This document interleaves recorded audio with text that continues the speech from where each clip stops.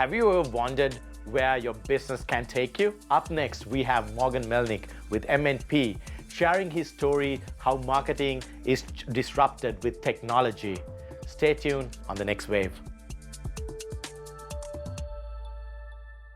This is the Infinite Waves podcast, where innovation meets imagination. From trailblazing technologies to inspiring stories of leadership, we're charting a course towards the future filled with limitless possibilities. Together with Creative Innovations Lab, let's explore AI and future technology. So in our previous episode, we had Callum McNeil talking about Creative Innovations Lab and how AI is helping customer and employee experience. So in this episode, we have Morgan Melnick from MNP, and it'll be focused on wherever business takes you. Morgan, welcome to the show. Thanks for having me. Absolutely. So thank you for being on the show, Morgan. So if I ask you, the first question which comes to my mind is, you being in a marketing strategic role right now, playing with data and insights, where does this begin? What's your background that led you to this role? Great question. I'm fortunate to have a really, what I think, pretty innovative and cool role at MNP. I've been with MNP for over 10 years. And yeah, my path is an interesting one to get there. Before I worked at MNP, I was actually part of a small management consulting boutique agency doing strategic work with a bunch of startups to kind of small, medium-sized companies. Very similar to our client base at MNP actually as well. And while I don't work with clients on MNP, I'm an in-house strategic advisor, as you mentioned, to our business owners or other partners at MNP. That really was my trajectory. I was lucky enough to work with a bunch of different companies in a bunch of different industries, and that gave me a lot of experience that I was able to apply at MNP. And really, my marketing career in Calgary pretty much started in Calgary after post-secondary education, which was fantastic. And yeah, it's just been really exciting to have some early days pre-MNP, and like I mentioned, I've been at MNP for what feels like a long time, but time goes by very quickly. My role at MNP has evolved over the years as well. So I started as one of our what we call service line or industry specialists. We have strategic team members, my colleagues, that specialize in the services that we offer in the industries that our clients are in. So I started off, in that space originally, and as technology, the economy, and our clients' needs evolved, and also our marketing needs, and the marketing industry has evolved over the years.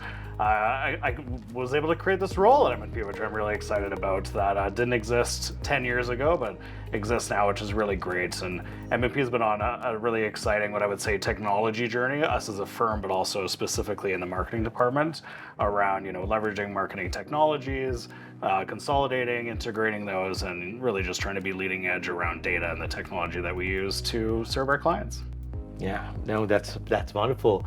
So I'm just curious, when I read your profile, I noticed that your role is not just marketing. I mean, we see and read about marketing. Marketing is a very broad aspect, but then again, your role had something that was very unique, which I thought that I have to talk about, which is marketing, like you're creating marketing strategies that give results by using data and insights. How does that role exactly play out? And I see that results, marketing strategies for results have a very big weight on it. So I'm just curious to know, how does that, few steps into marketing and much broad aspect, how do you play that role? Well, for us, it's always about outcome focused, right? What are the objectives that we want to achieve with our marketing initiatives at MNP? And I would say for anyone as a marketer, right? And regardless of what company you work for, it's really about being strategic and outcome focused. That's how the easiest way that I can describe it. Setting, what are your objectives, what are your KPIs, what are the results that you want to achieve, and being true to that. And really it starts at the beginning, right? Whenever we talk about, like you're mentioning, right, results, it's always the end. That's the fun part, where you're doing an analysis at the end to see what the results are. But if you actually don't know what you're setting out to do to begin with, the results aren't going to be what you want, right? And they might still be good results, but they aren't necessarily what you should be doing, which is, being a bit more strategic or focused or targeted, right? That we're, at MNP really doing a good job of focusing on as a broad marketing team. We have a large marketing team that does that. So really, to dive a little bit deeper into your question, right? Areas of how we're able to, put a performance lens, use insights to drive, data-based marketing decisions. So what we do is we'll have campaign check-ins. None of this is really revolutionary, right? So as marketers, marketing analytics have been around for about 20 years, right? So we've had the ability to do a lot of reporting, but it's about being thoughtful and, strategic and mindful of our time to actually be committed to taking a look at those results, actually make changes and adjustments, and really put that scientific method to test. So we do some experimentation at M&P, and we really want to, leverage our own performance against benchmarks. So we use industry benchmarks. We also have developed internal benchmarks, so we can use that to tell whether or not our marketing initiatives are actually working, what we need to adjust, and then actually make those changes, whether it's in live time or relatively live time. Kind of mid-flight is what I would say by that, or at the end, right? And having the importance of making sure that, for our important marketing initiatives, that we actually spend the time, do a debrief. How did it actually go? What changes or optimizations do we want to make in the future? And then actually using them. No, absolutely. What you said is right now marketing is driven more with analytics, and you mentioned something that's very interesting is real-time analytics, that you tweak your marketing strategy accordingly to drive that result that you discussed about before. With that being said, I have a very interesting question for you up next. Is now you spoke about data analytics as well as insights. So we cannot not talk about AI when it comes to data right now, because that's the biggest buzzword right now. And I'm pretty sure, because market is driven with analytics, AI is going to play a huge role. But I'd like to know how you see how AI is going to impact in your role and your industry and your sector. How is that going to shape in these strategic marketing approaches? What a hot topic. You got to talk about it. I was talking at a conference earlier this year out in Toronto around B2B marketing, right? So M&P, we're a B2B professional services firm, right? So that's really our industry. That's our bread and butter and my specialization, or at least over the last decade or more.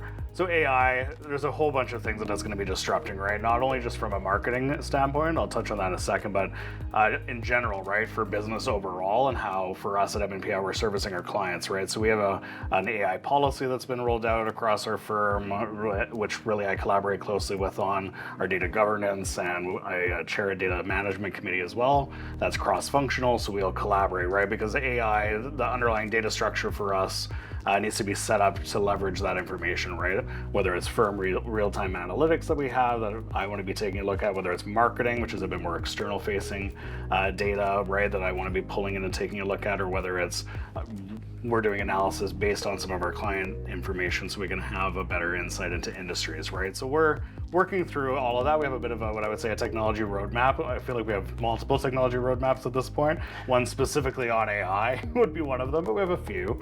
There's be a MarTech roadmap. There's other technology roadmaps too at M&P. Things are always changing, which is really exciting.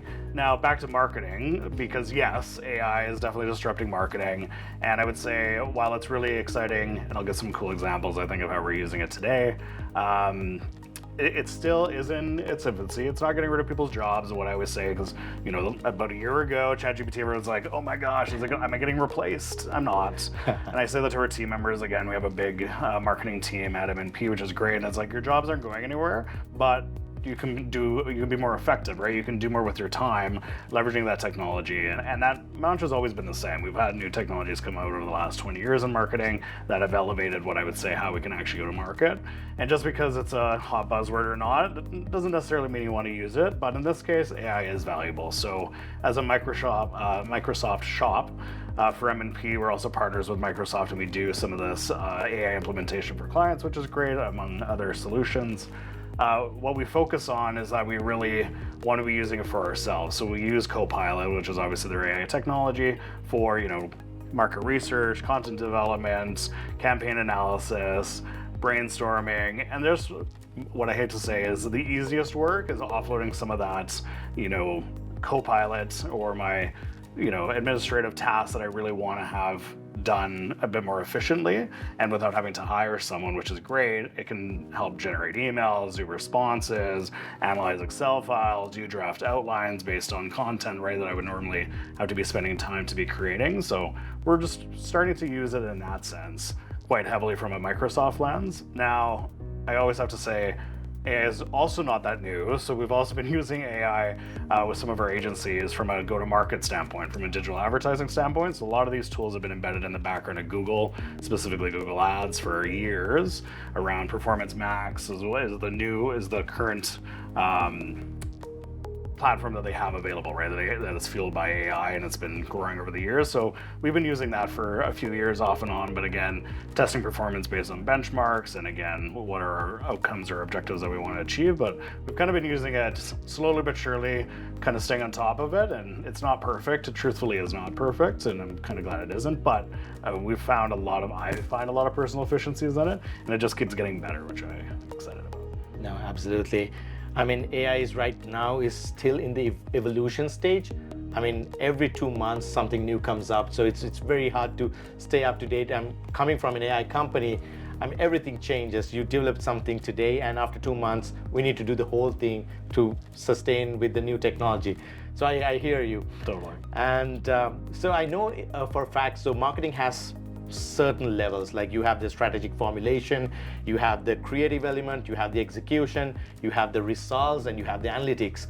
So which part of that is the most fulfilling, or maybe not any of these, like what is most fulfilling for you in that process? Yeah, so really for me, what I find most fulfilling about kind of my role, including what you just mentioned, is that I get to see the full funnel, right? So beginning to end of the execution, and I personally really enjoy that, right? So I get to be part of the strategic formulation of marketing. I get to see campaigns using real-time analytics. We leverage Power BI, and we have marketing dashboards that I can just go do spot checks on my own, right, without having to bring a group of team members together to analyze something, right, which is really great. And then the power, and I think in having those conversations and analysis at the end. So really, I basically just re-answered your question, is that I enjoy the whole process.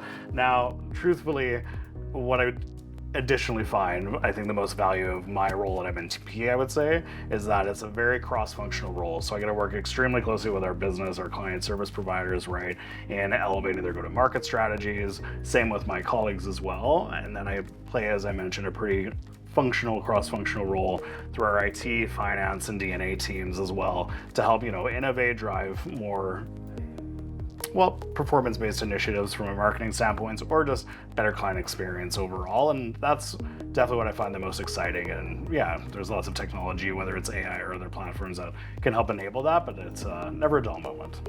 Yeah, no, that's very interesting. So the whole process is what creates the output. So if you don't fall in love with the whole process, you're gonna fall short sometime, right? So great answer.